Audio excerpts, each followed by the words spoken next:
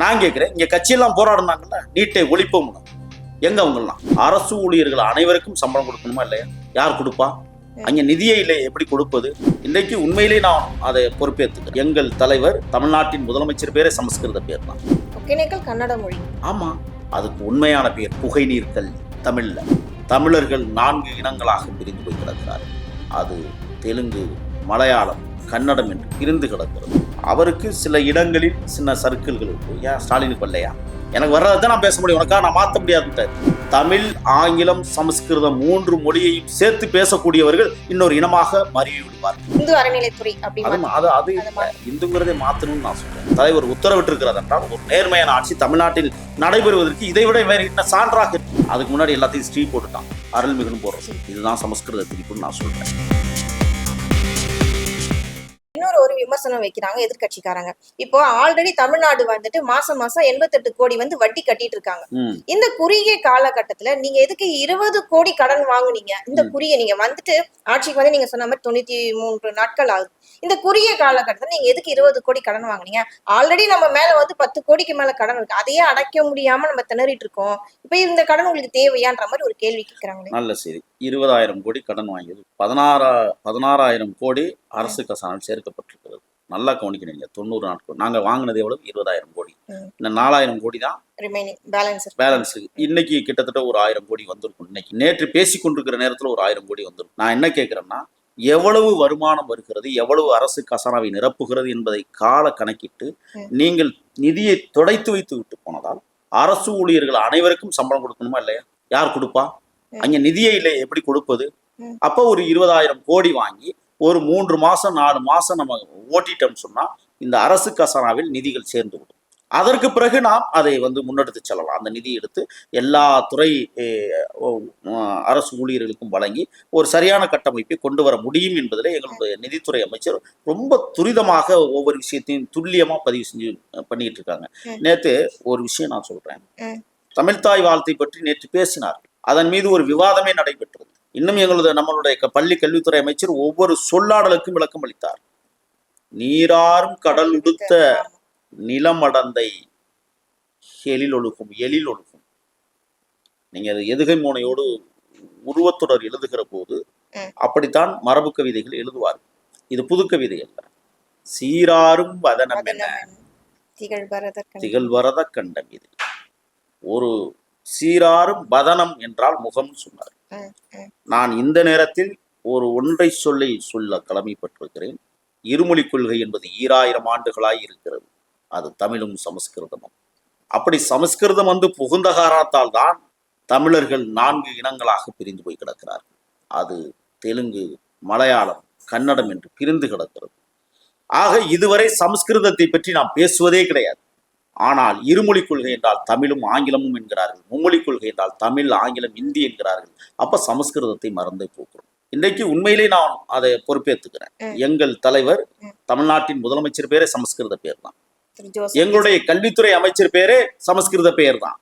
ஆனால் நமக்குள் ஒளிந்து நம்மை அழித்துக் கொண்டிருக்கிற சமஸ்கிருதத்தை நாம் திரும்பி பார்க்காமல் இருக்கிறோம். காரணம், அது பார்ப்பனிய மொழி என்பதை மறந்து போயிருக்கிறோம். நீராறும் கடலுடுத்த இவ்வளவு விடயங்களை பேசுகிற நாம் இதையும் பேச வேண்டும் என்பதிலே கவனமாக இருக்க வேண்டும்.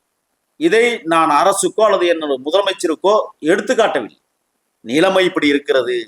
இன்னொரு தேசிய இனம் சமஸ்கிருதம் சேர்ந்ததால், ஆங்கிலமும் சேர்ந்து கலந்து கிடப்பதால், தமிழ், ஆங்கிலம், சமஸ்கிருதம் 3 மொழியையும் சேர்த்து பேசக்கூடியவர்கள் இன்னொரு இனமாக மறிவி விடுவார்கள். அப்ப தமிழ் இனம் சிதைந்து போய் கொண்டே இருக்கிறது. நேற்றைய தினம் நடந்த விவாதத்தில் ஆரோக்கியம் இருந்தாலும் இதையெல்லாம் கவனத்தில் எடுத்துக்கொண்டால் இன்னும் தமிழ் மொழி மிக சிறப்பாக இருக்கும் என்பதிலே மாற்றமில்லை. ஆக ஒவ்வொரு பேரிலும் ஒவ்வொரு ஊரிலும் சமஸ்கிருதம் நுழைந்து கிடக்கிறது. அரங்கநாதர் திருக்கோயிலை ஸ்ரீரங்கம் என்றிருக்கிறார்கள். மதுரை சொக்கியுடையார் திருக்கோயிலை மீனாட்சி அம்மன் என்று மாற்றியிருக்கிறார்கள். தஞ்சை பெருவுடையார் திருத்தலத்தை பிரகதீஸ்வரர் ஆலயம் என்று மாற்றியிருக்கிறார்கள். ஆக கோவில் பெயர்கள் சமஸ்கிருதத்தில் உருமாற்றம் செய்து ராமேஸ்வரம் என்றுதான் சமஸ்கிருத பெயர் நுழைந்திருக்கிறது. இல்லை, அது சேதுவரம், சேது மன்னரால் ஆண்டப்பட்ட தேசம். அது சேதுவரமாகத்தான் இருக்க வேண்டிய ராமேஸ்வரமாக இருப்பது எப்படி பொருத்தம்? ஒகேனக்கல் என்பது கன்னட மொழி. ஒகேனக்கல் கன்னட மொழி. ஆமா, அதுக்கு உண்மையான பெயர் புகைநீர்க்கல் தமிழ்ல. புகை நீர்க்கல். ஆக ஊர் பெயர்கள் மாறி இருக்கிறது. தண்டவாளத்தில் தமிழை காப்பதற்காக படுத்த சில அயோக்கியர்கள், அதற்கு பெயர் கள்ளக்குடி. கள்ளக்குடி அது இன்றைக்கு டால்மியாபுரமாக மாறி கிடக்கிறது. ஆக தமிழ் வளர்ச்சி என்பது தமிழ் வாழ்த்தை பாடுவதில் மட்டுமல்ல, தமிழ் மொழியை சீர்மைப்படுத்துவதும் செழுமைப்படுத்துவதிலும் இருக்கிறது. ஆகையால் திருத்தலங்கள் பெயர்களை, ஊரின் பெயர்களை, ஏன் தமக்குள் நுழைந்து கிடக்கிற சமஸ்கிருத பெயர்களை நீக்கி உண்மையான தமிழ் பெயர்களை சூட்டுகிற போதுதான் தமிழ் இன்னும் மேன்மை மொழியாக அல்லது மிகப்பெரிய மொழியாக மாறும். இவர்கள் செம்மொழி என்றெல்லாம் நம்மளை பேசி இழிவுபடுத்தி கேவலப்படுத்தி அவமானப்படுத்தி அசிங்கப்படுத்தி வைத்திருக்கிறார்கள். செம்மொழி என்ற ஒரு மொழி இல்லை. செம்மொழி என்றால் செம்மையான மொழி. இந்த செம்மையான மொழி எங்கே இருக்கிறது? இவர்கள் மாநாடு நடத்தினார்களே. ஆக தமிழ் எவ்வளவு ஆழமானது என்பதை புரிந்து கொள்ள வேண்டும். இன்றைக்கும் குடகுமலையாக இருக்கிறது. பெங்களூர் வெங்காலூர் தமிழருடைய சொர்க்க பூமி. கோலார் தங்க வயல் தமிழருடைய புண்ணிய தேசம். திருப்பதி எமது பூர்வீக தாய்க்குடி மண். ஆக தமிழ் வாழ்த்து பாடுவது எவ்வளவு முக்கியமோ அதை போல தமிழ் மொழியை பாதுகாப்பதும் முக்கியம். அதற்குள் சமஸ்கிருதம் கலந்து கிடப்பதை ஏற்கவே முடியாது.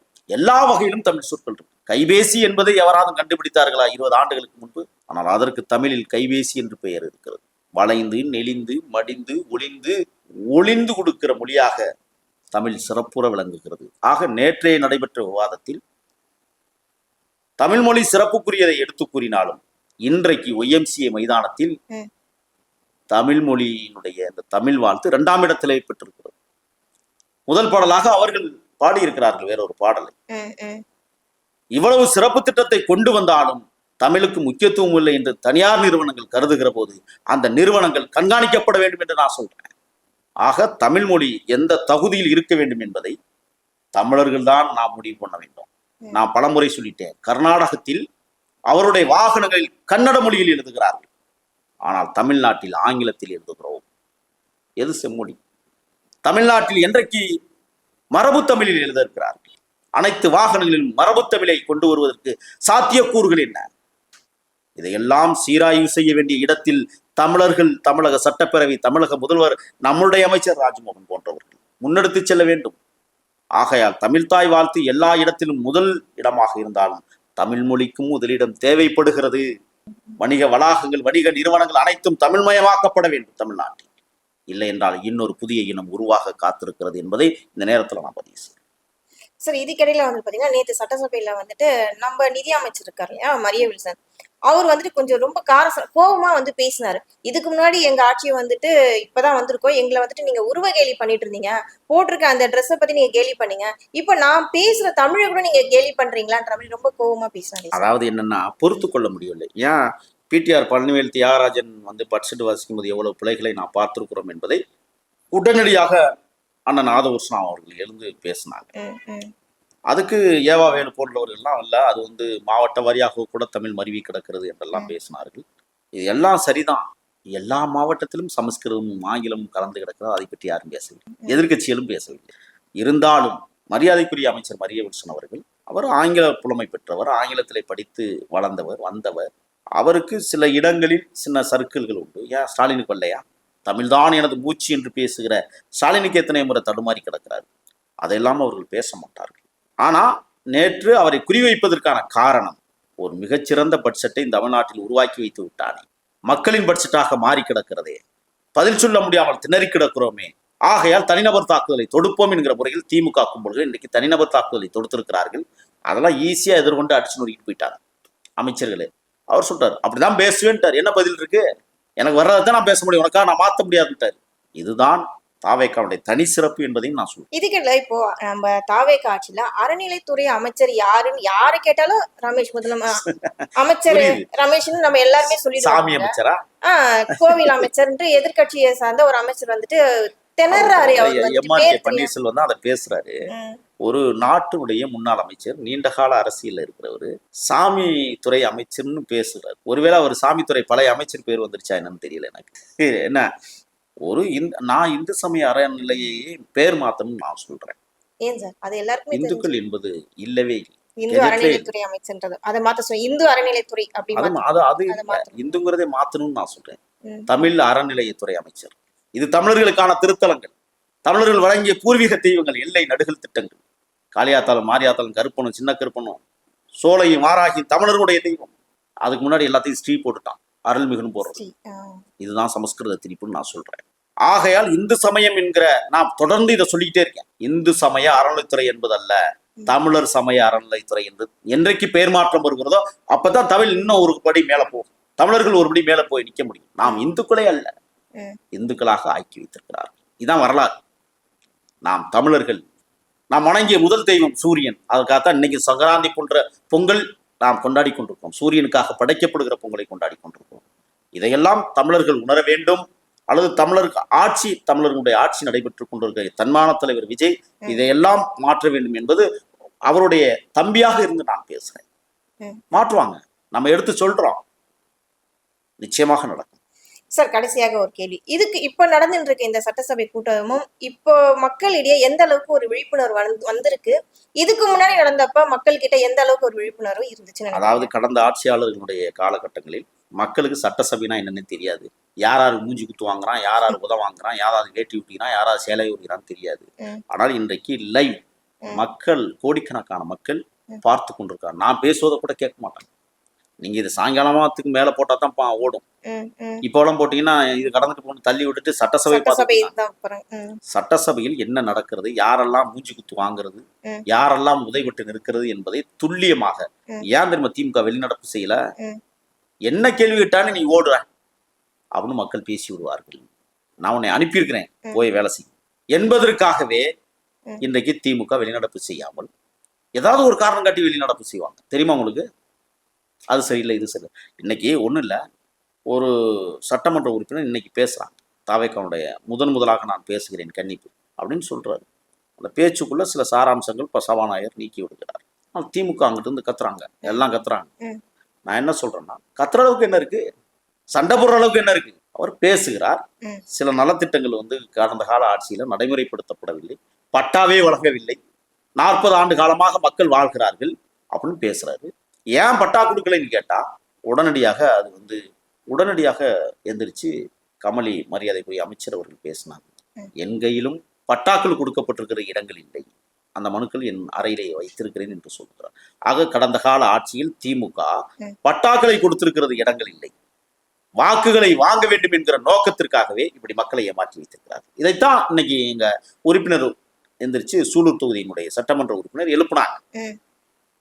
உரிய பதிலே சபாநாயகர் இடத்துல இன்னைக்கு கேட்டாங்க, அமைச்சர்களும் அதுக்கான விளக்கத்தை சொல்லியிருக்காங்க. எதிர்கட்சியிலிருந்து என்ன சொன்னாங்க, சில இடங்கள் பட்டா இல்லாத இடங்கள், அதாவது நிலப்புறம்போக்கு, வாரிப்புறம்போக்கு, நத்தம்புறம்போக்கு, இப்படின்னு ஒரு சில புறம்போக்கு இடங்களை பேசினார்கள். நான் என்ன சொல்றேன்னா, மக்கள் வாழ்விடத்திற்கு உகந்த ஏற்றவாறு 40 ஆண்டு காலம் எந்த பிரச்சனையும் இல்லாமல் ஒரு இடத்தில் மக்கள் வாழ்கிறார்கள் என்றால் அந்த மக்களுக்கு பட்டா கொடுப்பதில் என்ன தப்பு இருக்கு? அதைத்தான் தாவேக அரசு செய்ய போகுது. நிச்சயமாக பட்டா கொடுக்கணும் அப்படிங்கிறதுல இன்னைக்கு எங்க அமைச்சரோ அல்லது தமிழ்நாடுடைய முதலமைச்சர் மாண்புமிகு விஜய் அவர்களோ அதை ஊர்ஜிதம் செய்து கொண்டிருக்கிறார்கள் என்பதை உலகத்திற்கு நாங்கள் சொல்லுகிறோம். சார், இது ஒரு பக்கம் இருக்கும்போது இப்போ நம்ம கடந்த நாட்கள் எல்லாம் பார்த்தோம், நீட் தேர்வுக்காக அங்கங்க போராட்டங்கள்லாம் நிறைய நடைபெறும். மாணவர்கள் நீட் தேர்வே வேண்டான்ற மாதிரி ஒரு பக்கம் போராட்டம் நடந்து, ஒரு பக்கம் அந்த வினாத்தாள் கசிவுக்காக ஒரு பக்கம் போராட்டம். இதை பற்றி சட்டசபையில் ஏதாவது தீர்மானம் இப்போ ஏதாவது பண்ணியிருக்காங்களா மாணவர்களுடைய நலனுக்காக? அதாவது நீட்டை மாநிலங்களவை பட்டியலுக்கு கொண்டு வர வேண்டும், வந்தால் மட்டும்தான் நீட்டை ஒழிக்க முடியும் அப்படிங்கிறதுல எங்களது தாவேக அரசு உறுதியாக இருக்கிறது. ஒன்று, இவர்கள் டெல்லியிலே போராடியது அந்த கல்வித்துறை அமைச்சரை நீக்க வேண்டும், மத்திய கல்வித்துறை அமைச்சரை நீக்க வேண்டும் என்றால் நீக்கிவிட்டார்.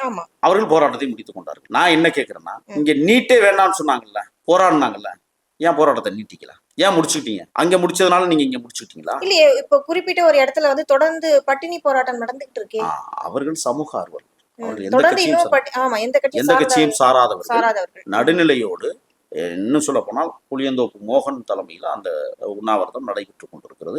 எங்களுடைய அமைச்சர்களும் போய் சந்திச்சு பேசினாங்க. உங்கள் போராட்டத்திற்கு எங்களுக்கு ஆதரவு உண்டு, நீங்கள் முன்னெடுக்கிற இந்த போராட்டம் இந்த அரசுக்கு சாதகமான ஒரு விஷயம், இந்த போராட்டத்தை நாங்கள் ஆதரிக்கிறோம்னு எங்களுடைய கல்வித்துறை அமைச்சர் ராஜ்மோகன் அங்கே போய் கலந்துட்டு சொன்னாங்க.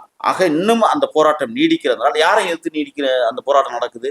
மத்திய அரசை எதிர்த்து நடந்துகிட்டு இருக்கு. நான் கேட்கிறேன், இங்க கட்சியெல்லாம் போராடினாங்கல்ல, நீட்டை ஒழிப்போம், எங்க அவங்கெல்லாம்? சமூக ஆர்வலர்கள் போராடி கொண்டிருக்கிறார்கள். இவங்க எங்க போனாங்க? ஏன் இவர்கள் போராட்டத்தை முடித்துக் கொண்டார்கள்? காசு வந்துருச்சா? கொடுத்துட்டாங்களா?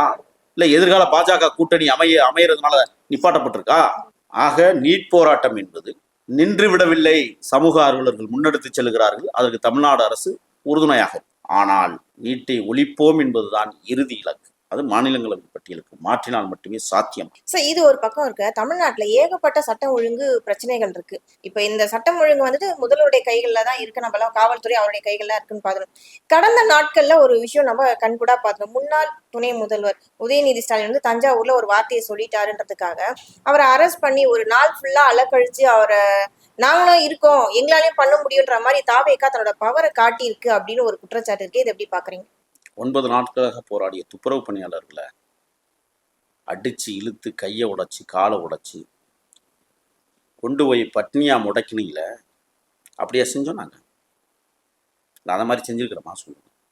இல்ல, அந்த மாதிரி அவரை பண்ண முடியாதுல்ல. நான் அவங்களை கைதே செய்யலை. எங்க அரசு விசாரணைக்கு தஞ்சாவூருக்கு அழைச்சிட்டு போனோம்.